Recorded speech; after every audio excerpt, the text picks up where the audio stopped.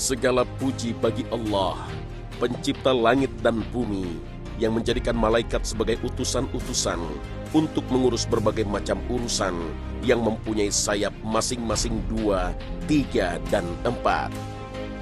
Allah menambahkan pada ciptaannya apa yang Dia kehendaki. Sungguh, Allah Maha Kuasa atas segala sesuatu.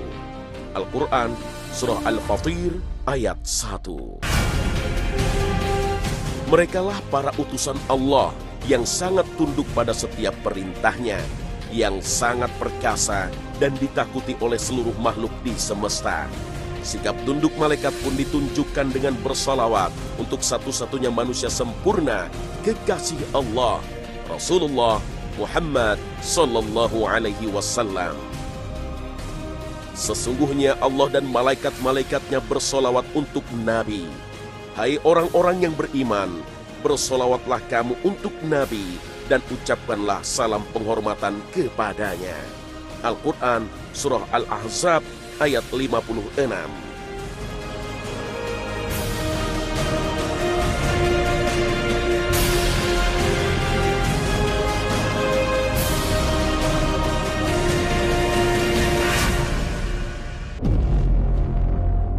Assalamualaikum warahmatullahi wabarakatuh. Selamat pagi pemirsa Trans 7. Khazanah Ensiklopedia Islam Dunia pagi ini kembali hadir ke hadapan Anda untuk berbagi wawasan keislaman dan saling menasehati dalam kebajikan. Saat mengasingkan diri di Gua Hira, Nabi Muhammad SAW didatangi malaikat Jibril sehingga membuatnya ketakutan.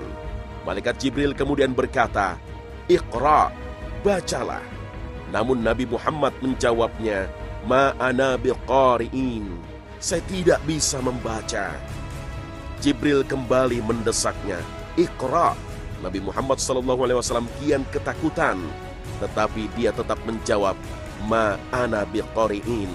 Nabi Muhammad akhirnya paham, bukan disuruh membaca, tapi mengikuti ucapan malaikat Jibril yang saat itu membawa wahyu pertama dalam surat Al-Alaq.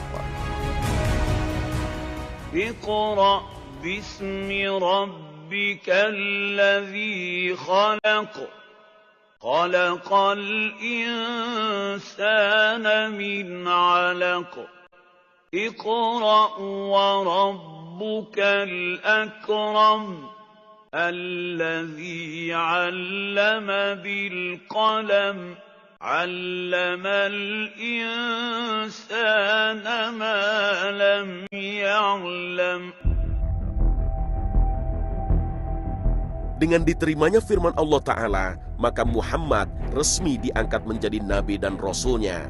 Setelah itu, firman Allah yang dibawa malaikat Jibril turun secara berangsur-angsur ketika Rasulullah berada di Mekah dan setelah hijrah ke Madinah. Malaikat Jibril menemui Rasulullah tidak hanya saat menyampaikan wahyu Allah. Malaikat Jibril pernah datang saat Rasulullah dilempari batu oleh penduduk Taif yang menentang dakwah Rasulullah. Kisah ini diriwayatkan Imam Bukhari Muslim dari Aisyah radhiyallahu anha. Saat itu, kaum Saqif melempari Rasulullah SAW sehingga kakinya terluka.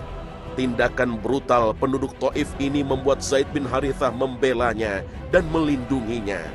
Tapi kepalanya juga terluka akibat terkena lemparan batu. Akhirnya Rasulullah berlindung di kebun milik Uqbah bin Rabi'ah. Saat itu tiba-tiba muncul malaikat Jibril memanggil seraya berkata, "Sesungguhnya Allah telah mendengar perkataan dan jawaban kaummu terhadapmu, dan Allah telah mengutus malaikat penjaga gunung untuk engkau perintahkan sesukamu."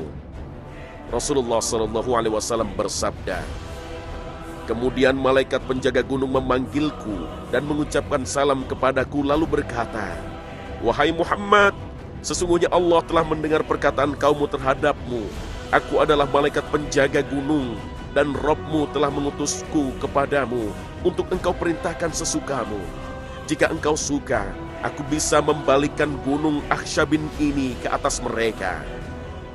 Jawab Rasulullah SAW, "Bahkan aku menginginkan semoga Allah berkenan mengeluarkan dari anak keturunan mereka generasi yang menyembah Allah semata, tidak menyekutukannya dengan sesuatu pun.